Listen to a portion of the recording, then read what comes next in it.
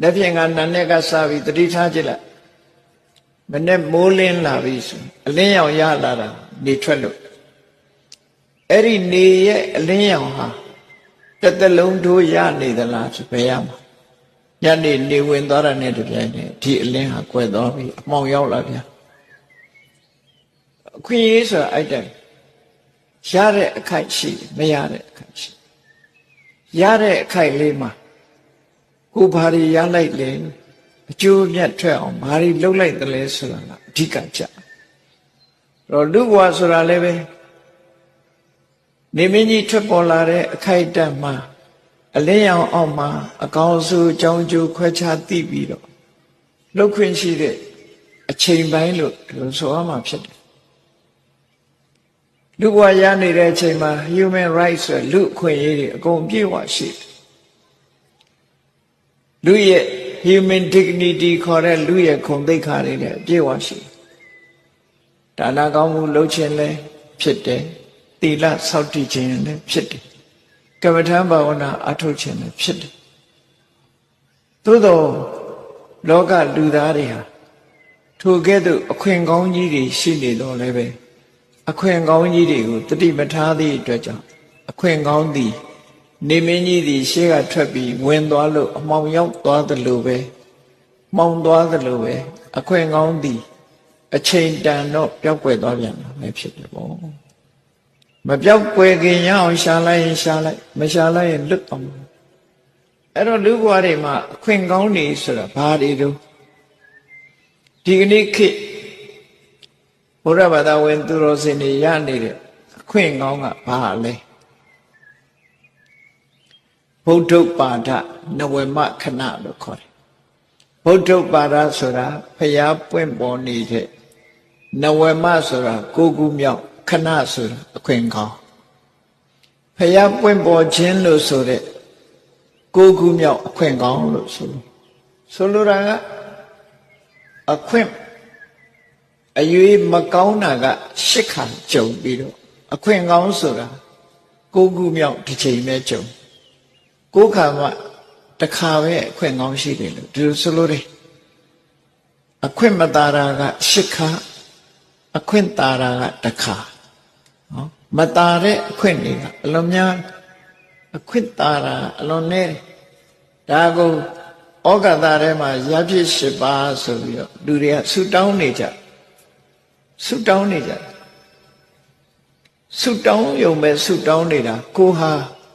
အဲ့ဒီရပြည့်၈ပါးကအခုလွတ်နေသလားမလွတ်ဘူးလားလို့စဉ်းစားတဲ့ပုဂ္ဂိုလ်ရှာရပြည့်၈ပါးဆိုတာတရားဓမ္မကျင့်သုံးမှုအခွင့်မသာတဲ့အခါ၈မျိုးကိုဆိုလိုတယ်တေချာစဉ်းစားကြည့်နော်လောကမှာဖျားပွင့်နေတဲ့အချိန်မှာဖျားပွင့်နေတဲ့အချိန်မှာတရားတူဟာငရဲကြနေမယ်ဖျားဖူးခွင့်တရားနာခွင့်တရားကျင့်ခွင့်ဒါနလုပ်ခွင့်သီလဆောက်တည်ခွင့်မရှိတော့ခွင့်မရှိဆုံးရှုံးသွားပြီကောင်းမြတ်တဲ့အခွင့်တွေလက်လွတ်ဆုံးရှုံးသွားအဲ့ဒီလိုအခါမျိုးမှာတရိษံဖြစ်နေဆုံးရှုံးသွားပြန်ပြီဒါနသီလဘာဝနာဘာလုံးဝလုပ်ခွင့်မရှိတော့ဆုံးရှုံးနေပြီအဲ့ဒီချိန်တခါပြိတ္တာဘဝရောက်သွားဆုံးရှုံးနေပြီဒါနနဲ့ခုလိုရှင်ပြုနာသအလှတော်မင်္ဂလာသာသနာတော်နဲ့ပတ်သက်တဲ့ကုသိုလ်ကောင်းမှုတွေလုပ်ဖို့ခွင့်မရဆုံးရှုံးသွားတယ်နောက်တစ်ခုကသက်တမ်းရှည်ကြပြီးယုံနံပြည့်စုံမှုမရှိဘူးရုပ်ကြီးရှိတဲ့ဗြဟ္မာသို့မဟုတ်နာမ်ကြီးရှိတဲ့ဗြဟ္မာအဲ့ဒီလိုယုံမဲ့ဗြဟ္မာနဲ့နာမ်မဲ့ဗြဟ္မာမျိုးဖြစ်နေပြီဆိုလို့ရှိရင်ဖျားပွင့်လို့မှတရားနာနိုင်စွာမရှိဘူးတရားဓမ္မကိုလေ့လာနိုင်စွာမရှိဘူးဖျားဖူးနိုင်ခွင့်လည်းမရှိဘူးအခွင့်အရေးတွေအလုံးဆုံးရှုံးနေတယ်အဲ့ဒါတခုနောက်တစ်ခုဖျားပွင့်နေတဲ့အချိန်မှာဖျားပွင့်တဲ့ဒေသနဲ့သတင်းမကြားနိုင်တော့အောင်ဝေးကွာတဲ့ remote area လို့ခေါ်တယ်ပစ္စံတပိ ဘယ်လိုမှမျက်စိမပွင့်နားမပွင့်နဲ့ချောင်းကျိုးချောင်းကြားလူရိုင်းများရဲ့နေရာရက်နွမ်းတော့ဖြစ်နေပြီဆိုရင်လေတရားနာခြင်းတို့ဒါနသီလဘာဝနာဆိုတဲ့အခွင့်အရေးတွေဟာမရှိတော့ဆုံးရှုံးသွားပြီအဲ့ဒါတွေလှုပ်ချင်လို့လှုပ်ချင်ဖို့ဆိုတာစိတ်တောင်ပေါ်မှာမဟုတ်ဆုံးရှုံးသွားနောက်တစ်ခုကတော့ဘုရားပွင့်နေတဲ့အချိန်လေးမှာမှန်ကန်တဲ့အမြင်မရှိဘဲနဲ့အမြင်မှားပြီးဘုရားကိုကြည်ညိုလေးစားမှုကင်းမဲ့နေတဲ့မိစ္ဆာဒိဋ္ဌိမျိုးဖြစ်နေပြန်ပြီဆိုလို့ရှိရင်တရားနာခြင်းတို့ဒါနကောင်းမှုသီလကောင်းမှုစတဲ့နိဗ္ဗာန်ရောက်ကြောင်းအကျင့်ကိုကျင့်မှုဆိုတာသူ့မှာအခွင့်မသာပြန်ဘူးခွင့်သာနိုင်စွာမရှိဘူးနောက်တစ်ခုကဘုရားပွင့်နေတဲ့အချိန်မှာအသိဉာဏ်လုံးဝမရှိတဲ့ပုဂ္ဂိုလ်ခုခေတ်ဆိုရင် autism လို့ခေါ်တယ်ပုဂ္ဂိုလ်မျိုးတွေဆွမ်းအားနာမကြားတွေအသိဉာဏ်ကင်းမဲ့ပြီးတော့မွေးလာကြတဲ့ကစက်မပြေတဲ့ပုဂ္ဂိုလ်မျိုးတွေဖြစ်နေပြီဆိုရင်လေနားလည်နိုင်စွမ်းမရှိဘူးကောင်းတဲ့အလုပ်ကိုသိနိုင်စွမ်းမရှိဘူးခွင့်ရည်တွေဆုံးရှုံးတယ်ခုနှစ်ခုခွင့်ရည်ဆုံးရှုံးနေတာဘုရားပွင့်တဲ့အချိန်မှာဆုံးသွားတာခုနှစ်ခုနောက်တစ်ခုကတော့ကိုကအသိဉာဏ်ရှိတဲ့လူဖြစ်တဲ့သို့တော့ဘုရားကမပွင့်ဘူးဆိုလို့ရှိရင်ဘုရားဟောတရားကြားနာလို့မရနိဗ္ဗာန်ရဲ့အကြောင်းအကျင့်ကိုကျင့်ကြံလို့လည်းမရဘူးအဲ့ဒါလည်းကြီးမားတဲ့အခွင့်အရေးဆုံးရှုံးမှုကြီးတရားလို့ဆိုပြီးတော့အခွင့်မသာတာအလုံးပေါင်းလိုက်တော့၈ခုအဲ့ဒါကိုရပ်ဖြစ်၈ပါးလို့ခေါ်တယ်နော်ဘုရားပွင့်နေတဲ့အချိန်မှာ၁ငရဲမှာဖြစ်နေခြင်း၂တိရစ္ဆာန်ဖြစ်နေခြင်း၃ပြိတ္တာဖြစ်နေခြင်း၄တက်တန်းရှိတဲ့ရုပ်မဲ့နာမဲ့ရှုပ်တာရှိတဲ့မြမနန္တာရှိတဲ့မြမမျိုးဖြစ်နေခြင်း၅ဘုရားတရားနဲ့ဝေးလံတဲ့တောခြုံကြားဒေသများမှာတွားရောက်ပြီးတော့ဖြစ်ပေါ်နေခြင်းနဲ့၆အယူမဝါဒမှားယွင်းနေခြင်းခွန်အသိဉာဏ်ကင်းမဲ့သူဖြစ်ခြင်းဘုရားပွင့်နေတဲ့အချိန်မှာဘုရားဘယ်လိုပွင့်ဒီပုဂ္ဂိုလ်ဟာမြတ်စွာဘုရားရဲ့အဆုံးအမရဖို့ခွင့်လန်းမရှိတော့မွေးကလေးကမျက်စိနှလုံးအလင်းမရခဲ့တဲ့ပုဂ္ဂိုလ်တယောက်ဟာနေရဲ့အလင်းရောင်ဟာအသုံးဝင်မှုသူ့အတွက်ဘလောက်ပဲနေထွက်သည်ဖြစ်စေမထွက်သည်ဖြစ်စေသူ့ဘဝမှာအမြဲတမ်းမှောင်နေမျက်စိမရှိလို့မမြင်ရလို့သူ့အတွက်မှာအလင်းဟာလက်ကားဖြစ်အဲ့ဒါလိုပဲမြတ်စွာဘုရားပွင့်လာပြီမဲ့လို့အခုပြောခဲ့တဲ့ပုဂ္ဂိုလ်9ယောက်ဟာလက်ကားသားဖြစ်သွားအခွင့်အရေးတွေဆုံးရှုံးသွားတယ်နောက်တစ်ယောက်ကတော့အသိဉာဏ်ရှိတဲ့လူတော့ဖြစ်ပါရဲ့အဲ့ဒီအချိန်မှာဘုရားမပွင့်ဘူးနိဗ္ဗာန်ရောက်ကြောင်းတရားကြားနာရဖို့ခွင့်မရှိဘူးအခွင့်အရေးဆုံးရှုံးနေတဲ့ပုဂ္ဂိုလ်၈ယောက်ရှိတယ်ဒါကိုဩကတထဲမှာရပြည့်၈ပါးအပေ၄ပါးကတ်၃ပါးရပြည့်၈ပါးနဲ့ဆိုလူတွေဆူတောင်းနေကြကိုယ့်ကိုစဉ်းစားကြည့်အခုရပြည့်၈ပါးကိုလွတ်နေသလားလွတ်နေရင်အခွင့်ကောင်းရနေပြီအခွင့်ကောင်းရနေတဲ့အချိန်လေးမှာလူတိုင်းဟာအခွင့်အရေးကိုအခွင့်အရေးမှန်သိရလားလို့ဆိုမသိသေးဘူးဘာလို့လဲရွှေတူးရအောင်မှာရွှေထဲမှာရွှေစင်းရဗစ္ဆန်ရှိမှဖြစ်မှာဗစ္ဆန်မရှိတော့ဖြစ်ဘူးရှားကြရမှာဖွေကြရမှာအဲ့ဒီလိုစီးပွားရေးကိုပဲအာယုံထားပြီးတော့ရလာတဲ့အခွင့်အရေးတစ်ခုကိုသုံးချဖို့စဉ်းစားတဲ့ပုဂ္ဂိုလ်အလွန်နည်းလာတယ်အလွန်နည်းလာလို့ရှိရင်ဒီအခွင့်အရေးကြီးကထာဝရရှိနေတာမဟုတ်ဘူးအရှိလောကရကနေမင်းကြီးထွက်ပေါ်လာပြီးတဲ့နောက်12နာရီ73နာရီလောက်ကြာလိုက်တဲ့အခါဒီနေရဲ့အလင်းရောင်ဟာပြန်ပြီးတော့မှောင်သွားအောင်မှာပဲအဲ့ဒီလိုမှောင်သွားတဲ့အချိန်ကျမှ မြင်ခြင်းလို့မရတော့ဘူးခွင့်ရေးဆိုထို့တူပဲဘုန်းကြီးတို့တွေလူဘဝရဘုရားသာသနာတော်နဲ့ကြုံတွေ့တရားဓမ္မလုပ်ဖို့ရအချိန်မရသေးဘူးမလုပ်နိုင်သေးဘူးသားရေးသမီးရေးစီးပွားရေးဆိုတာတွေနဲ့နေမနာညမှာမအားဘူးဆိုတဲ့ကြားထဲကနေပြီးနောက်ဆုံးမှာနေဝင်ချေရောက်သွားပြီဆိုလို့ရှိရင်တော့ဒါတွေမလုပ်လိုက်ရဘူးဆိုရင်အဲ့ဒီဘဝဟာအရှုံးထွက်သွားပြီအမြတ်မရလိုက်တော့ရှုံးသွားပြီအဲ့ဒါကိုရှင်ဥပါလိမထေရမြတ်ကလည်းတတိပေးခဲ့တယ်တရားနဲ့ပြိဿပေါင်းသူတော်ကောင်းတို့အနေနဲ့တည်တည်ချာချာအလေးနဲ့ထားစဉ်းစားကြည့်နော်ကိုရထားတဲ့အခွင့်အရေးလေးဟာထာဝရမဟုတ်ဘူးတခဏလေးသာဖြစ်တယ်အခုရထားတဲ့ဖျားပွင့်တဲ့အချိန်မှာအသိဉာဏ်ရှိတဲ့လူဖြစ်နေကြပြီဖျားတရားတော်တွေလည်းနာခွင့်ရတယ်ဒါနကောင်းမှုသီလကောင်းမှုအခုလိုသာသနာ့ဘောင်ဝင်ပြီးတော့ရှင်ယဟန်ဆိုတာပြုခွင့်ရနေကြသို့တော့လောက်ကြသလားလူတိုင်းလုံနိုင်သလားဆိုမလုံနိုင်ဘူးတခြားကိစ္စတွေနဲ့တဘဝမှာအချိန်ဖြုံးနေကြအဲ့ဒါကိုရှင်ဥပါလိမထေရမြတ်ကတတိပေးဆုံးမခဲ့တဲ့စကားလေးကိုမှတ်ထားဖို့လို့မာဝောခဏံဝိရဒေထမင်းတို့တွေတဲ့အခွင့်ကောင်းတွေကိုလွဲချော်မသွားစေကြနဲ့အခွင့်ကောင်းအချိန်ကောင်းလေးတွေကိုလက်လွတ်ဆုံးရှုံးမသွားစေကြနဲ့ခွင့်ကောင်းကိုခွင့်ကောင်းလို့သိထားကြဆိုတဲ့မလောက်ဘဲနေရင်အသုံးမချရင်အခွင့်ကောင်းဟာသူ့ဟာသူသွားတော့လွတ်တော့မှာပဲလွတ်တော့မှာအသုံးမချဘဲနဲ့နေရင်လည်းကုန်သွားမှာပဲသူကတော့အဲ့ဒီအခွင့်ကောင်းကိုလွဲချော်မသွားကြစေနဲ့ခဏတိတာဟိသောစတိအခွင့်ကောင်းကိုကျော်လွန်သွားတဲ့ပုဂ္ဂိုလ်တွေ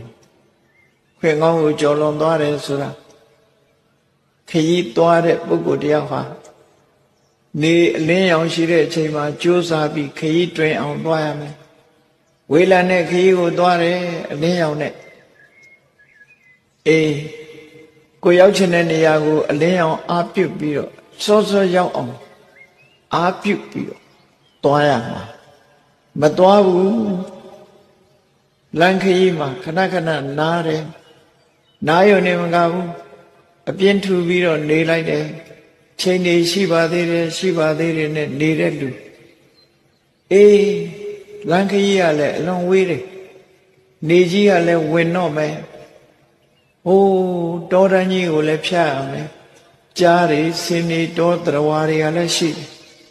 ဒီနာနေလို့လည်းမဖြစ်ရှေ့ခရီးကလည်းဆက်ရမယ်ဆိုရင်လူရဲ့ဘဝဟာဘလို့နေမလဲစဉ်းစားကြည့်ခွင့်ရည်တွေလက်လွတ်ဆုံးရှုံးသွားပြီနေမီအောင်ကိုသွားခြင်းတဲ့နေရာရောက်ဖို့မရှိတော့ဘူး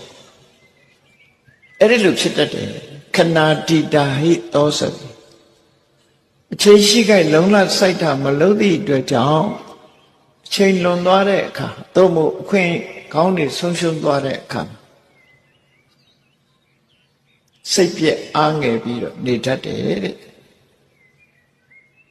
ဒါကြောင့်မို့လို့အခွင့်ကောင်းတဲ့အချိန်လေးမှာဘာလို့ရမလဲတတ္ထိဝါယမေယထကိုယ့်ရဲ့တကယ်အကျိုးစီးပွားဆိုတာတွေကိုတွက်ချက်ထားပါဘဝရလာတဲ့အချိန်မှာအနှစ်သာရနဲ့အကာကိုကွဲကွဲပြားပြားသိအောင်ကြိုးစားဘဝမှာပစ္စည်းဥစ္စာကအနှစ်လားစီးစိမ်ဥစ္စာတွေကအနှစ်လားဒါနသီလဘာဝနာဆိုတဲ့ကုသိုလ်တရားတွေကအနှစ်လားဆိုတာစဉ်းစားကြည့်အနှစ်ရှုဆိုတာထာဝရပိုင်ဆိုင်မှုရှိပြီးကိုယ့်အတွက်ရေရှည်အကျိုးပြုတာအနှစ်အကာဆိုတာခဏလေးဘယ်အရာပဲဖြစ်ဖြစ်အကာဟာခဏလေးနဲ့ပြတ်တယ်အနှစ်ဆိုတာကြာရှိခံအဲ့တော့ကြာရှိခံတဲ့ဟာကိုလုပ်မလားတတန်းတူတဲ့အရာနဲ့ပဲအချိန်ကုန်သွားမလားဒါကိုယ့်ကိုစဉ်းစားဖို့လို့တတန်းတူတဲ့အရာနဲ့အချိန်ကုန်လို့ရှိရင်အနှစ်မရလိုက်ပဲနဲ့အကာနဲ့ပဲဆုံးသွား ဒီလိုဆိုလိုတာပေါ့နော်အဲ့တော့အကာဆိုတာဘာတွေတုန်းလောကလူသားတွေဟာစီးပွားဥစ္စာတွေကြီးပဲရှားနေမယ်ဆိုရင်အကာတွေပဲရှားတယ်လို့ပြောဘာဖြစ်လို့လဲချမ်းသာရင်မသုံးရဘူးလားဆိုသုံးရပါလေတိုက်တွေတဲကားတွေဝဲနော်စိတ်မကြဘူးလားကြပါအဲ့ဒါတခဏလားထာဝရလားလို့ဆိုတခဏလေးပဲမကြခင်ပဲဘဝတစ်ခုဆုံးသက်သွားရင်အားလုံးပြစ်ထားခဲ့အနှစ်သာရဆိုတာမဟုတ်ဘူးလို့ဆိုလို့ပိုင်ဆိုင်မှုတွေစဉ်းစားကြည့်ယာဓုခုံသိမ်းစည်းစိမ်ဥစ္စာယာဓုဆိုတာဒီပဲနဲ့ကိုယာဓုရှိတဲ့အချိန်လေးဟာတခဏလေးယာဓုကျသွားလို့ရှိရင်ပူဆိုးယာဓုမရှိတော့ဘူးဆိုလို့ရှိရင်ရှိသမျှခွင့်ရည်တွေကုန်သွားစည်းစိမ်ဥစ္စာလည်းထို့တူပဲပိုင်ဆိုင်တဲ့အချိန်လေးသာမော်လို့ကြွားလို့သုံးလို့ဖြုံးလို့နေနိုင်တယ်မရှိတော့ဘူးဆိုလို့ရှိရင်သွားပြန်ရောသူကတခဏအရာတွေကိုထာဝရထင်ပြီးတော့အချိန်တွေအများကြီးပေးလိုက်မယ်ဆိုရင်တခဏပဲအကာတွေနဲ့ပဲဆုံးသက်သွားမှာဖြစ်တယ်ဒါကြောင့်မို့အနှစ်သာရကိုရအောင်ယူရမယ်အနှစ်သာရကိုရအောင်ယူတဲ့အခါကိုယ်ခန္ဓာကိုယ်ရဲ့အနှစ်သာရဆိုတာပစ္စည်းဥစ္စာရဲ့အနှစ်သာရဆိုတာဘာလဲဒီစီးပွားဥစ္စာရှာလို့ရတဲ့ထဲကဒါနကောင်းမှုပြုလိုက်ပြီဆိုရင်ဒါအနှစ်သာရအဲ့ဒါကြတော့ကိုပိုင်သွားပြီဒါနကောင်းမှုလုပ်လိုက်တယ်ဖျားတဲတယ်ကြောင်းဆောက်တယ်ရှင်ပြုတယ်လှမှုတမ်းမှုတွေလုပ်တယ်ကြီးရွာလမ်းမတွေခင်းတယ်အများကောင်းကျိုးအတွက်အသုံးချတယ်အများအကျိုးအတွက်အသုံးချတယ်ဒါနကောင်းမှုကိုရထားတဲ့ကိုပိုင်ထားတဲ့ပစ္စည်းကိုမျှဝေပြီးတော့လူတွေတန်းနေပေးတယ်ကန်းတယ်ဟောတာကအနှစ်ကိုရလိုက်တာပဲဖြစ်တယ်ကြံတဲ့ဟာတွေကမသေးခင်လေးပဲပိုင်ဆိုင်တော့လဲသေသွားရင်ကုန်ပြစ်ခဲ့ရမယ်ဒီလိုဆိုလို့ထာဝရမဟုတ်ဘူးတခဏမျှတာအတိုင်းအတာတစ်ခုရတာကိုပိုင်ဒါနကောင်းမှုကြတော့တဘွားလည်းမကနှစ်ဘွားလည်းမကတန်တရားရှိသမျှနိဗ္ဗာန်ရသည့်တိုင်အောင်ဣဒံမေပုံညာနိဗ္ဗာနတပစ္စယောဟောတုသို့မဟုတ်ဣဒံမေပုံညာအာသဝေခယဝဟံဟောတုလို့ဆိုလိုက်ရင်ကိုလုပ်ခဲ့တဲ့ကုသိုလ်ကောင်းမှုလေးဟာနိဗ္ဗာန်မရမချင်းကိုယ်ကိုစွန့်ခွာသွားမှာမဟုတ်ဘူးကိုယ်နဲ့အတူရှိနေမှာဖြစ်တယ်ပစ္စည်းဥစ္စာတွေဆိုတာကိုယ်ကိုစွန့်ခွာသွားမှာဒါကြောင့်မို့လို့ပစ္စည်းကတော့လဲလူကိုစွန့်တယ်လူကတော့လဲပစ္စည်းကိုစွန့်တချို့ကလူမသေးခင်ပစ္စည်းတွေဆုံးရှုံးသွားလူသေးလို့ပစ္စည်းကဆုံးရှုံးလူကတော့လဲသေပြီးတော့ပစ္စည်းတွေထားခဲ့ရ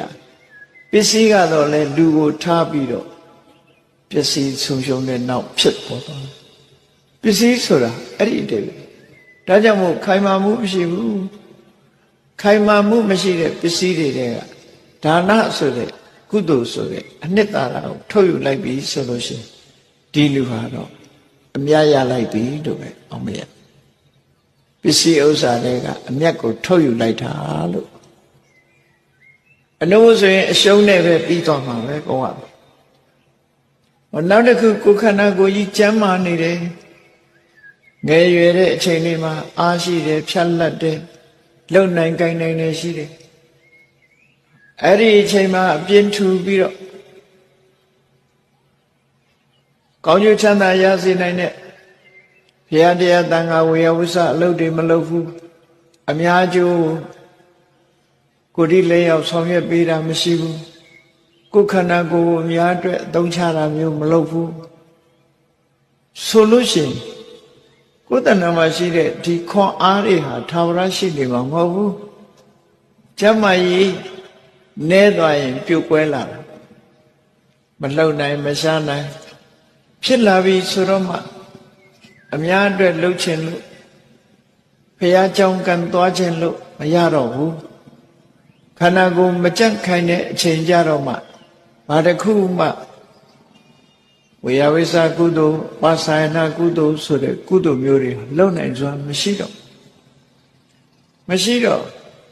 ခန္ဓာကိုယ်ဆိုတာဟာ ထာဝရမဟုတ်ဘူးတခဏမြတာဖြစ်တယ်အသက်အရွယ်နုပြိုနေတဲ့အချိန်လေးဟာတခဏတာမြတာဖြစ်တယ်ထာဝရမဟုတ်ဘူးအဲ့ဒီအချိန်ပိုင်းလေးမှာနော်ကိုချင်းတီလခန္ဓာကိုယ်အားကိုသုံးချပြီးတော့ပင်ပန်းခံပြီးတော့အစာခံပြီးတော့ဥပုံနေတိုင်းမပြတ်ဥပုံဆောင်လိုက်တယ်၅ပါးတီလနေ့စဉ်လုံးအောင်နေတယ်ကိုချင်းတရားတွေကောင်းအောင်လုပ်တယ်စာရိတ္တတီလတွေလုပ်တယ်ဆိုရင်ဟောဒီတနေ့တစ်ချိန်ကြတော့အိုမင်းပျက်စီးသွားမဲ့ယုတ်ခန္ဓာကိုယ်ကြီးကသီလဆိုတဲ့အနှစ်သာရကိုရအောင်ရှုလိုက်ရဒီလိုဆိုလို့လေနော်ဘုရားရှိခိုးတယ်ခန္ဓာကိုယ်ကရလိုက်တဲ့အနှစ်ပဲဘုရားစေတီတွေးလိုက်တာနဲ့လက်အုပ်ချီတယ်ရှိခိုးတယ်ခန္ဓာကိုယ်အသုံးချပြီးတော့ကာယဝန္ဒနာနှုတ်ကရွတ်ဆိုတယ်ဝစီဝန္ဒနာအဲ့ဒါလို့လောက်တာကာယဒွါရဝစီရရကိုသုံးချပြီးတော့ကုသိုလ်တွေလုပ်တယ်မိမိတဲ့သီလကုံသမာဓိကုံပညာကုံကြီးတဲ့ပုဂ္ဂိုလ်မျိုးတွေကိုလက်ဥချီမို့ရှိခိုးတယ်သူတို့ရဲ့ဝေယဝိဆာတွေလုပ်တယ်ကိုယ်ခန္ဓာကိုယ်အသုံးချပြီးတော့ကုသိုလ်တွေရလိုက်တယ်အဲ့ဒီရလိုက်တာကမှအနှစ်သာရလို့ဆိုတယ်ခန္ဓာကိုယ်ကြီးကတော့ယောဂဝေဒနာနှိမ့်ဆက်တဲ့အခါပဲဖြစ်စေအိုမင်းရင့်ရော်သွားတဲ့အခါပဲဖြစ်စေမလုံနိုင်မကင်နိုင်မလှုပ်နိုင်မရှားနိုင်သည့်အထိအောင်နောက်ဆုံးမှာအိပ်ရတဲ့ဘုံဘုံလဲသည့်အထိသူဟာပြောင်းလဲပြီးတော့သွားမှာဖြစ်တယ်အဲ့ဒီလိုမပြောင်းလဲခင်ကုသိုလ်ခန္ဓာကိုယ်ကိုသုံးချပြီးတော့ကုသိုလ်ရအောင်လုပ်ဒီလိုဆိုလို့တယ်နော်ဒါကြောင့်မို့ကျမ်းမှာတန်ဆွမ်းနေတဲ့အချိန်အများအကျိုးဆိုတာတွေလုပ်ရတယ်ကိုပြီးရင်ပြီးအတ္တတရောကြိုးစားဖရာတရားတန်ခါယရဏ၃ပါးကိုထိလျက်ကြိုးစားအထုတ်ပေးခြင်းအနှစ်သာရကိုရယူခြင်းအဲ့ဒီလိုမှမရလိုက်ဘူးဆိုရင်အရှုံးတွေ့မှာပဲဖြစ်တယ်အမြတ်မရလိုက်ဘူးလို့ပြောနောက်တစ်ခုအသက်ရှင်နေတယ်လူတွေဟာအသက်ရှင်နေသုံးတာလေကိုယ်တဏ္ဍမှာတတိတရားတွေတူပွားလာအောင်ပညာတွေတူပွားလာအောင်မဖြစ်သေးတဲ့တတိမဖြစ်သေးတဲ့ပညာမဖြစ်သေးတဲ့သမာဓိတွေတူပွားလာအောင်လုပ်လို့ရတာဖြစ်တယ်ပေါ့အဲ့ဒီအချိန်လေးမှာလှုပ်လိုက်မှမလှုပ်လိုက်ဘူးဆိုလို့ရှိရင်လည်းပဲ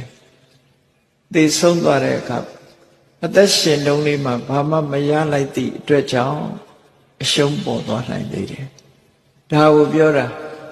တဒဋ္ဌိဝါယမေယထာကိုယ့်ရဲ့အကျိုးတရားတွေကိုရအောင်ကြိုးစားထုတ်ကြတဲ့ခနောဝပฏิပါတိတောလှုပ်ဖို့အခွင့်အလန်းကြီးဟာတင်တို့ရဲ့ထံမှာတကယ်လက်တွေ့ရထားပြီဆုတောင်းနေရတာမဟုတ်ဘူးခုရပြည့်၈ပါးကလွတ်နေပြီရပြည့်၈ပါးကလွတ်နေပြီအေးဘုံဘဝမှာအမျက်ထွက်ဖို့အတွက်အချိန်လေးခေါင်းနေကြည့်လိုက်အောင်တခါအရှုံးပေါ်နိုင်တဲ့အရာတွေအများကြီးရှိသေးတယ်အရှုံးပေါ်မလားအမျက်ရမလားရှုံးမလားမြတ်မလားဆိုတဲ့အခါဘုန်းကြီးတို့ဘဝရလာတဲ့အခါမှာဒီလူဘဝဆိုတဲ့ဘဝရတာဂတိတံပတ္တိလို့ခေါ်တယ်ဂတိတံပတ္တိရရှိထားတဲ့ဘဝဟာဘဝကောင်းအခွင့်ကောင်းတဲ့ဘဝအခွင့်ကောင်းခုရတာဘာဖြစ်လို့လူဘဝကိုဂတိတံပတ္တိလို့ပြောရတယ်လဲဆိုလူဘဝမှာဒါနလည်းလုပ်လို့ရတယ်သီလလည်းစောင့်တည်လို့ရတယ်ကမ္မထဘာဝနာအထုအခုလိုတရားပွဲကြီးတွေကျင်းပပြီးတရားနာလို့ရတယ်ရှင်ပြုနာသအလှတော်မင်္ဂလာတွေလည်းလုပ်လို့ရတရားကျင့်ရင်လည်းကျင့်လို့ရကုသိုလ်ကောင်းမှုတွေအများကြီးလုပ်လို့ရဘုံဘဝအနေနဲ့ကြည့်လိုက်မယ်ဆိုရင်ကုသိုလ်ဖြစ်တဲ့ဘဝမျိုးဖြစ်လို့ဂတိတံပတ္တိလို့ခေါ်တယ်ဒါဟာအခြေအနေကောင်းကြီးတစ်ခုရတယ်ကဲလူတွေရတယ်လို့ငရဲသားသတ္တဝါတွေရကြရလားဘယ်ရမလဲဆုံးရှုံးနေပြီ တရိษံနေရောလူတွေလူဂတိကောင်းရရလားဘယ်ရမှာတော့ဆုံးရှုံးနေပြိတ္တာတွေရောလူအခွင့်အရေးမျိုးရမယ်ဘယ်ရမှာဆုံးရှုံးနေတော့ငရဲတရိษံပြိတ္တာဆိုတဲ့ဘုံဘဝတွေဂတိဝိပ္ပတ္တိလို့ခေါ်တယ်ပျက်စီးချိုယွင်းနေတဲ့အခြေအနေမကောင်းတဲ့ဘဝမျိုးတွေအခုဘုန်းကြီးတို့တွေအခြေအနေကောင်းတဲ့ဘဝမျိုးကိုရောက်လို့ဂတိတံပတ္တိဆိုတာရထားပြီဒီပြည့်စုံတဲ့ဘုံဘဝမှာရရှိထားတဲ့အချိန်မှာကောင်းတာတွေကိုရအောင်မယူလိုက်နိုင်ဘူးဆိုလို့ရှိရင်မရတာချင်းအတူတူဖြစ်မယ်ငရဲဘုံကငရဲသားတွေနဲ့အတူတူဖြစ်သွားလိမ့်မယ်တရိษံတွေနဲ့အတူတူဖြစ်သွားလိမ့်မယ်ပြိတ္တာတွေနဲ့အတူတူဖြစ်သွားလိမ့်မယ်မရတာချင်းအတူတူဖြစ်သွားဒါကြောင့်မို့ဂတိတံပတ္တိရနေတဲ့အချိန်မှာမြတ်ရအောင်ကြိုးစားနှုတ်စဉ်အရှုံးပေါ်လိုက်မယ်ဂတိဝိပ္ပတ္တိရောက်သွားရင်ဘယ်လိုမှလုပ်လို့မရတဲ့အတွက်ကြောင့်အမြတ်ဆိုတာထွက်ဖို့မရှိနိုင်နောက်တစ်ခုကဘာတော့ဆိုရင်ကာလတံပတ္တိကာလတံပတ္တိဆိုတာအချိန်ခါကောင်းခွင့်ကောင်းကြီးတို့အချိန်ခါကောင်းအခုမြန်မာနိုင်ငံမှာဆိုလို့ရှိရင်ခုဒီဒေသမှာနေတဲ့ပုဂ္ဂိုလ်တွေဟာအေးချမ်းချမ်းနဲ့တရားနာနိုင်တယ်နေ့စဉ်နဲ့အမျှကိုယ်စီးပွားကိုရှားပြီးစားနိုင်တယ်ကာလတမတ္တိလို့ခေါ်တယ်စစ်ဖြစ်နေတဲ့နေရာမှာရောက်နေတဲ့လူတွေစစ်ပြေးဒုက္ခတဲ့ဘဝရောက်နေဒုံဒုံတိုင်းတိုင်းတဏ္ဍတန်ကြားတိုင်းမှာပြေးလွှားနေရတဲ့ပုဂ္ဂိုလ်တွေဟာကာလတမတ္တိပဲဖြစ်ဘူးမဖြစ်သည့်အတွက်ကြောင့်တရားပွဲလုပ်ချင်လို့မရဘူးတရားနာချင်လို့လည်းမရဘူးဒါနသီလဘာဝနာကုသိုလ်ကောင်းမှုတွေလုပ်ချင်လို့မရဘူးအသက်လူပြီးရှောင်ပြေးနေရတဲ့အနေအထားမျိုးတွေဖြစ်တယ်စစ်ဖြစ်နေတဲ့နိုင်ငံတွေစစ်တလင်းနဲ့ရောက်နေတဲ့ပုဂ္ဂိုလ်စဉ်းစားတာကြည့်ကာလဝိပ္ပတ္တိခြေနေကောင်းဆုံးရှုံးနေအဲ့ဒီအချိန်မှာအရှုံးမဲ့ရမယ်အမြတ်မရနိုင်ခုချိန်မှာမလုတ်ဖဲနေမယ်အချိန်ကကောင်းရဲ့တန်းနဲ့မလုတ်ဖဲနေရင်ဘဝမှာအချိန်ပိုင်းနေဆုံးရှုံးနေတယ်လို့ကိုယ်လည်းပဲဆုံးရှုံးသူဖြစ်သွားနိုင်တယ်စစ်ဖြစ်နေတဲ့ဒေသမှာရှိကြတဲ့ပုဂ္ဂိုလ်တွေရဲ့စစ်တွင်းကာလမှာဆုံးရှုံးရတယ်လို့မလုတ်ဖဲနေတဲ့ပုဂ္ဂိုလ်ဟာလည်းပဲအရှုံးနဲ့ပဲရင်ဆိုင်ပါပဲအမြတ်တစ်ခုမှရမှာမဟုတ်ဘူးဒါကိုလည်းအလေးထားပြီးတော့စဉ်းစားကြည့်ဒါကြောင့်မို့ကာလတံပတ္တိနဲ့ကြုံတဲ့အချိန်မှာကုသိုလ်ကောင်းမှုလုပ်ဖို့အရေးကြီးတယ်နောက်တစ်ခုကတော့ဥပရိတံပတ္တိနဲ့ဥပရိဝိပ္ပတ္တိလို့ခေါ်တယ်ဥပရိဆိုတာကိုယ်ခန္ဓာကိုယ်မှာကိုယ်အင်္ဂါချုပ်တဲ့တာမရှိဘူးပြည့်ပြည့်စုံစုံအနေထားမျိုးရှိအေးလုံနိုင်တယ်၊ကိုင်းနိုင်တယ်အသိဉာဏ်ရှိတယ်မျက်စိကောင်းတယ်နားကောင်းကောင်းတဲ့မျက်စိကောင်းတဲ့ဘက်မှာသုံးချပညာသင်တဲ့ဘက်ကိုသုံးချနားကောင်းလို့တရားနာတယ်ဘောဓုတ္တတွေရှိအထုတယ်ကောင်းတဲ့ဘက်မှာသုံးချအဲ့ဒါလို့ဥရိတမတ္တိပြည့်စုံနေတဲ့နေရာမှာကောင်းတဲ့နေရာမှာအသုံးချအမြတ်ရအေးကောင်းတဲ့နေရာမှာအသုံးချနားကောင်းတယ်တချင်းရွယ်စွတ်ဖိနားထောင်နှစ်ချက်ထဲမှာထိုးထားပြီးတော့တနေ့ကုန်အဲ့ဒါဒိမ့်ဒိမ့်တောင်းတောင်းနဲ့နေတဲ့ပုဂ္ဂိုလ်တွေလည်းရှိတာဘာအမြတ်မှရမဟုတ်ဘူးမျက်စိကောင်းတာကိုဖျားဖူးရမယ်ပညာရှာရမယ်အစားဂိမ်းဆော့ဘာတစ်ခုမှရမှာမဟုတ်ကောင်းတဲ့မျက်စိလေးဟာကောင်းတဲ့ဘက်ကိုသုံးချမျက်စိကိုအကြောင်းပြုပြီးအရှုံးနေတာပေါ်တာအပျော်လောက်ပဲမျက်စိနဲ့ကြည့်ပြီးဂိမ်းဆော့နေလို့ရှိရင်အပျော်ရတဲ့အနေထားလေးသာရှိတယ်ပျော်ရာကပြီးသွားဘာမှမရတော့ပြီး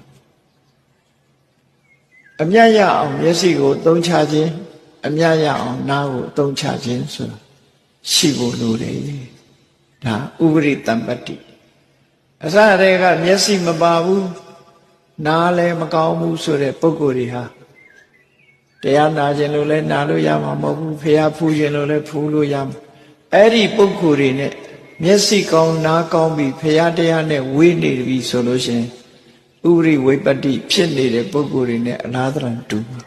အခွင့်အရေးမရတာချင်းတူတူပဲအရှုံးပေါ်သွားနိုင်တယ်အလေးနဲ့ထားပြီးတော့စဉ်းကျင်စဉ်းစားကြည့်နောက်တစ်ခုကတော့ပယောဂတမ္ပတ္တိကြိုးပမ်းအထုတ်မှုဘဝအခြေအနေကောင်းနေကြုံရတဲ့အလုပ်ကြိုးစားလုပ်ရမအောင်မလုပ်ဘူးပြင်းဖင်နွယ်နေတယ်လုံလဝီရိယကင်းမဲ့နေတယ်ဘာတစ်ခုမှအောင်မြင်မှာမဟုတ်ဘူးဘဝမှာအရှုံးနဲ့ပဲရင်ဆိုင်ပြီးအမျက်ဆိုတာမဖြစ်လာနိုင်ဘူးဟောအဲ့တော့ပယောဂဝိပတ္တိဖြစ်ရင်အရှုံးနဲ့ရင်ဆိုင်ရမှာပယောဂတမ္ပတ္တိရှိမှအမျက်ရနိုင်တယ်လို့ဆိုတဲ့အထိဒါတွေကလည်းဆူတောင်းနေရတာမဟုတ်ပဲနဲ့ကိုယ်တိုင်လက်တွေ့အသုံးချဩဃတာထဲမှာဝိပတ္တိတရား၄ပါးဆိုပြီးတော့လူတွေကရှောင်ရှားဖို့လွတ်ကင်းဖို့ဆိုပြီးတော့ဆူတောင်းနေတယ်အခုလွတ်ကင်းနေပြီလွတ်ကင်းနေတာကိုဘာလုပ်ဒါနသီလဘာဝနာကမ္မဋ္ဌာန်းတရားကြိုးစားအထောက်ကုသိုလ်ကောင်းမှုတွေများများလုပ်ပြီဆိုလို့ရှိရင်အများရမှာဖြစ်တယ်မလုပ်ဘဲနေရင်မရှိတာနဲ့အလားတန်တူတူပဲဘာမှမထူးအရှုံးမဲ့ထွက်မှာပဲအကောင်းရဖို့ခက်သွားဒါတွေကိုလေးနဲ့သတိထားဖို့ဒါကိုပြောတာတဒ္ထေဝါယမေယာထခနောပฏิပါတိတောအခွင့်ကောင်းကြီးကကျုံနေပြီဒါကြောင့်ကိုကျိုးကိုစည်းပွားကြိုးစားထုတ်ကြပါကိုကျိုးကိုစည်းပွားဆိုတာဘာလဲ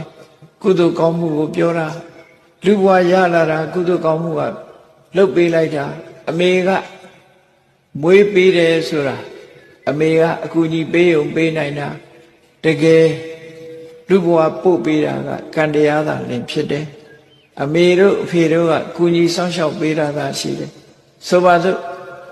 မြေကြီးပေါ်ကတစ်ပင်လေးတစ်ပင်ပေါက်လာတယ်ဆိုတာမျိုးစေ့ကပေါက်စေတာဖြစ်တယ်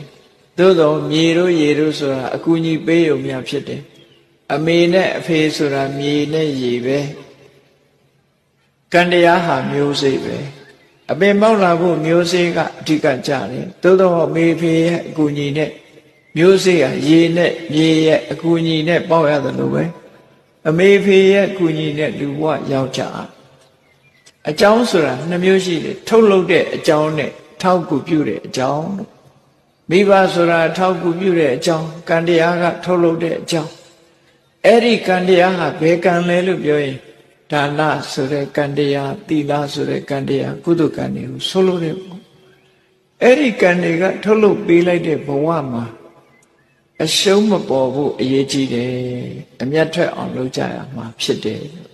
ဒါကိုသတိပေးတဲ့စကားပဲဖြစ်တယ်အေးအမျက်ထွက်ဖို့အတွက်ခြေနေကောင်းနေဘာတွေရှိလဲဆိုစဉ်းစားကြည့်အဲ့ဒီအခြေအနေကောင်းတွေကိုယ်မှာရှိလားစတုစက္ကတမ္ပတ္တိ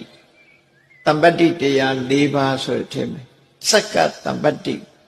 လဲပတ်ပြီးတော့ဖြစ်ပေါ်လာတဲ့ကောင်းကျိုးကိုထုတ်လို့တဲ့အကြောင်းတရား၄မျိုးဘာလို့ဆိုရင်ပฏิရူပဒေသဝတ္တကောင်းကျိုးချမ်းသာဒါနကောင်းမှုသီလကောင်းမှုကမ္မဋ္ဌာန်းဘာဝနာကောင်းမှုကုသိုလ်ရအောင်အခြေအနေပေးတဲ့ဒေသမျိုးမှာနေထိုင်တာဟာပฏิရူပဒေသဝတ္တအေးစစ်ဖြစ်တဲ့နေရာရောက်ပြီးကုသိုလ်လည်းလုပ်ခွင့်မရှိတဲ့နေရာမျိုးသွားပြီးလူဖြစ်နေမယ်ဆိုစဉ်းစားကြည့်ပေါ့လူဖြစ်ရကြဘူးနတ်တာမဟုတ်ဘူးမကောင်းတဲ့အလုပ်တွေနဲ့အသက်မွေးနေရတဲ့ဘဝမျိုးရောက်ရင်လည်းပฏิရူပဒေသဝတ္တမဖြစ်ဘူးမကောင်းတာနဲ့အသက်မွေးပြီးမကောင်းတဲ့ဘဝမှာနော်ပါဠိပါဒအမှုတွေနေစဉ်လုပ်လို့အာဒိဏရဏအမှုတွေနေစဉ်လုပ်လို့မကောင်းတဲ့အလုပ်တွေနဲ့အသက်မွေးဝမ်းကြောင်းပြုပြီးနေရတဲ့ပုဂ္ဂိုလ်မျိုးတွေအနေအထားမျိုးတွေရောက်ပြီဆိုလို့ရှိရင်သူတို့ဘဝဟာကောင်းစရာအကြောင်းဘာမှမရှိဘူးတဘဝလေးချမ်းသာတာကိုမကြည့်နဲ့သာဝရချမ်းသာဖို့တသန္တရာလုံးမှာချမ်းသာဖို့ကပို့ပြီးတော့အရေးကြီးတယ်တဘဝဆင်းရဲတယ်ဆိုတာတခဏများတာဖြစ်တယ်တန်တရားမှာမဆင်းရဲဘူးကအရေးကြီးတယ်အရှုံးနဲ့အမျက်ကိုတေချာတွက်ချက်တတ်ဖို့လိုအပ်တယ်ပေါ့အနှစ်နဲ့အကာကိုသိတတ်ရမယ်မသိဘူးဆိုရင်အကာပဲရမယ်အနှစ်မရဘူးသာဝရနဲ့တခဏဆိုတာလည်းသိရမယ် မသိလို့ရှင်သာဝရကိုမရဘူးတခဏနဲ့ပဲအပြီးတတ်သွားလိမ့်မယ်အဲ့ဒါကြောင့်ပฏิရူပဒေသဝါဒတင်းတင်းလျောက်ပတ်တဲ့အရာမှနေတယ်လို့ဆိုတာပฏิရူပတင်းတင်းလျောက်ပတ်တဲ့အရာဆိုတာဇာမမှုအတွက်လည်းအထောက်အကူဖြစ်နိုင်တဲ့နေရာမျိုးပညာရေးအတွက်လည်းအထောက်အကူဖြစ်နိုင်တဲ့နေရာမျိုးကုသိုလ်ကောင်းမှုပြုဖို့အတွက်လည်းအထောက်အကူဖြစ်နိုင်တဲ့နေရာမျိုးဖရာရဲ့အဆုံးအမတွေကိုရနိုင်တဲ့နေရာမျိုး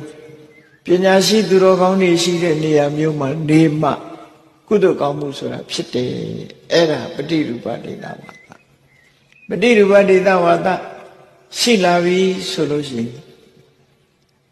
တပ္ပုရိတဝတ္တယ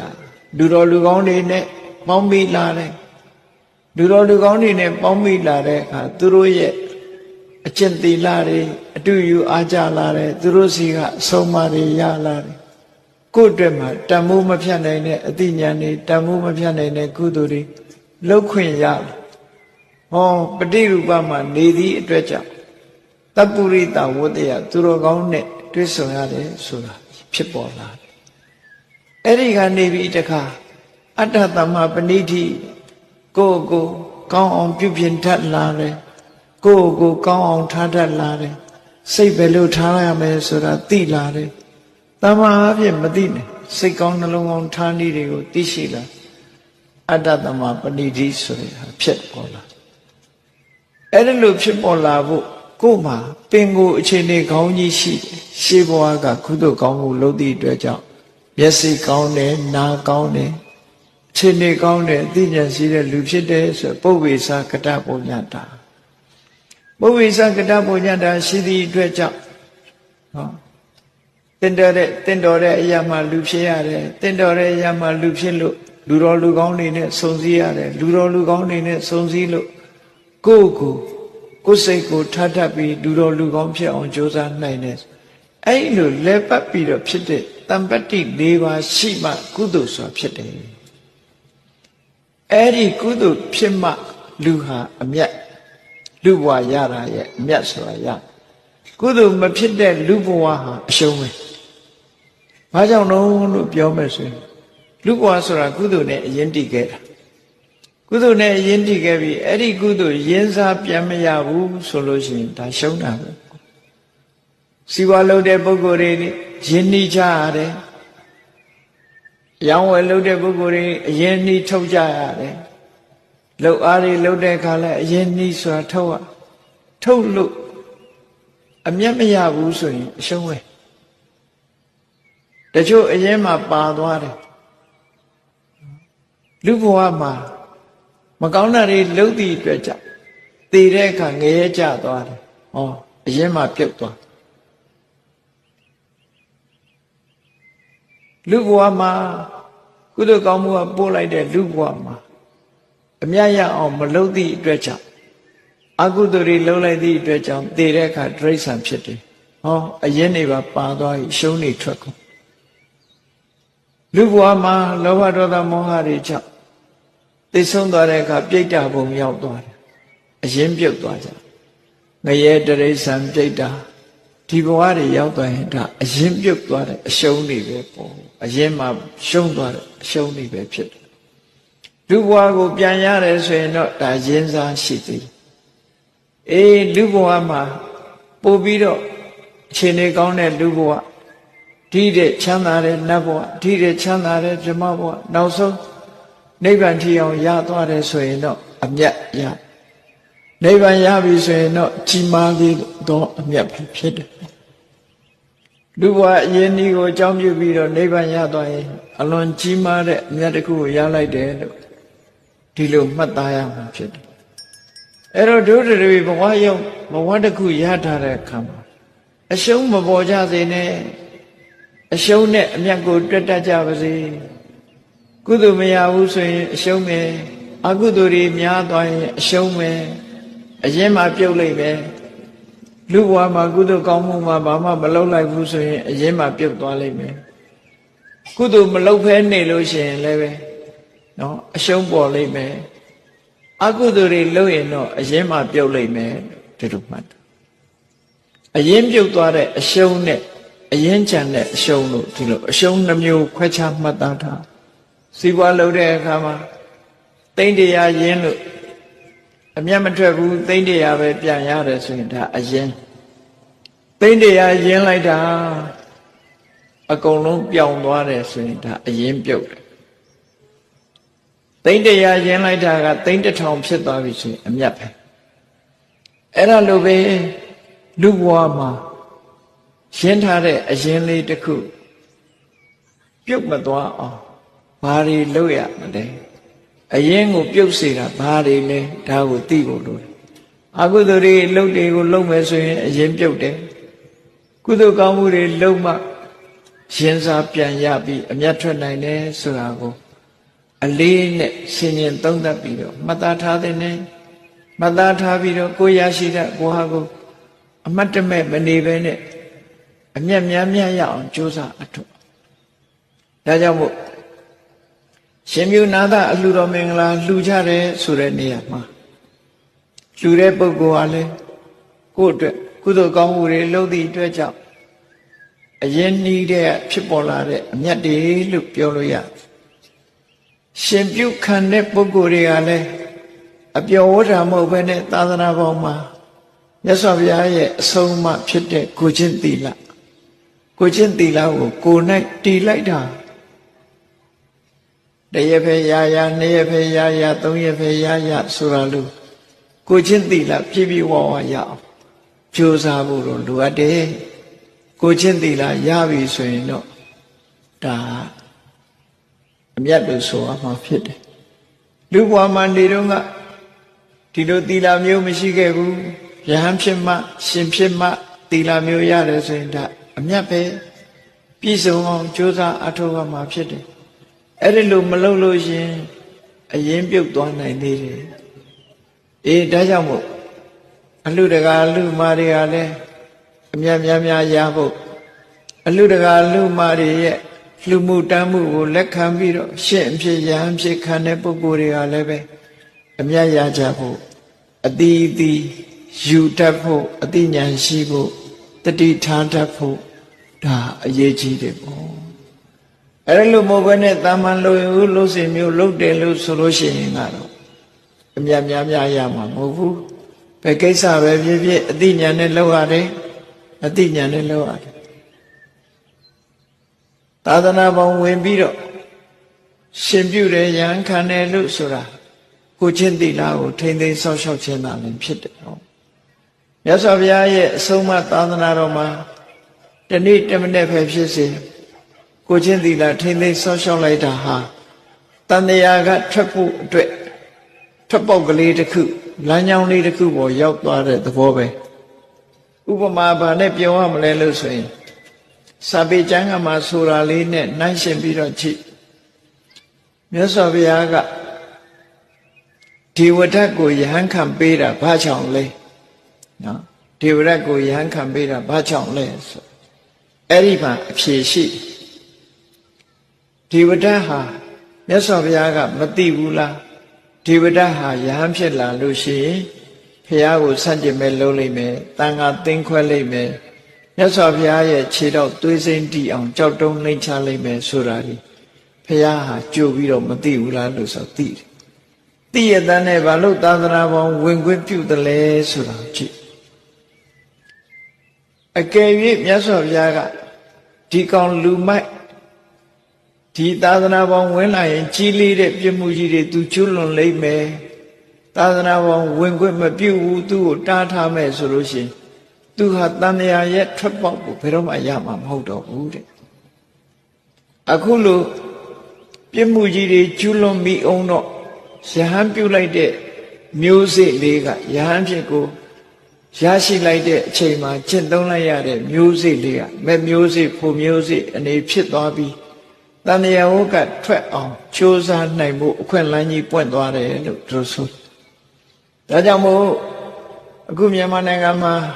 လူဖြစ်လာလို့ရှင်ပြုကြတယ်ဒုံလဘယဟန်ခံကြတယ်အဲ့လိုလှုပ်တဲ့ပုဂ္ဂိုလ်တွေလည်းစဉ်းစားကြည့်မယ်ဆိုလို့ရှိရင်တော့သာသနာပေါင်းဝင်ပြီးအစဉ်ထာဝရမနေနိုင်ကြတော့လည်းပဲ ခိတ္တခဏသာသနာပေါင်းဝင်ပြီးတော့အလေးနဲ့ထားပြီးတော့ကျင့်ကြံကြုတ်ကိုအထုံးမယ်ဆိုလို့ရှိရင်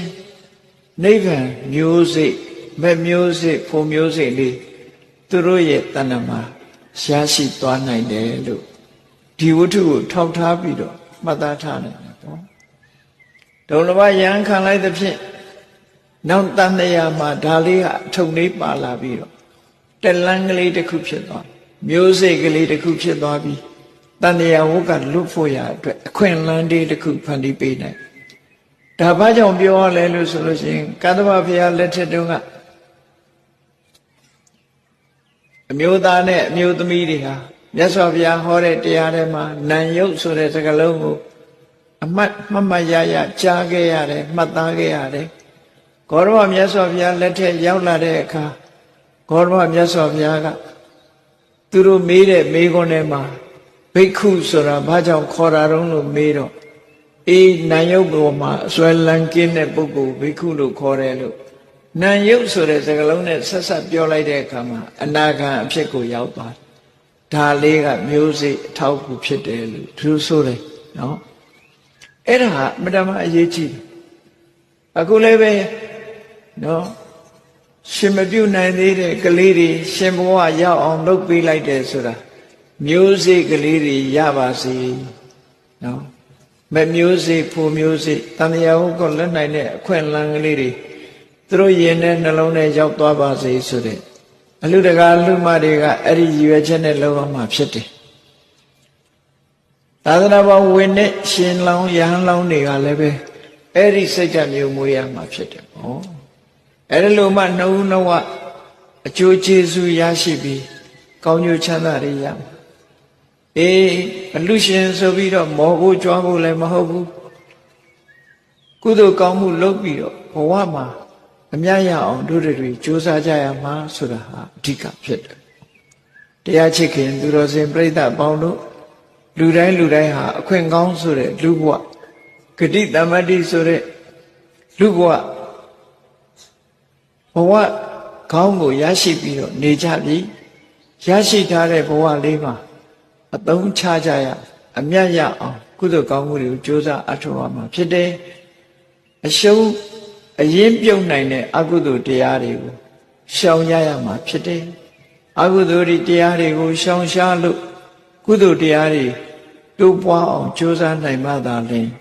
အရှုံးနဲ့အမြတ်ထဲမှာအရှုံးမရှိအမြတ်ကိုသာရရှိနိုင်ကြမှာဖြစ်လို့မိမိတို့ဘဝမှာနော်အရှုံးမဲ့ပြီး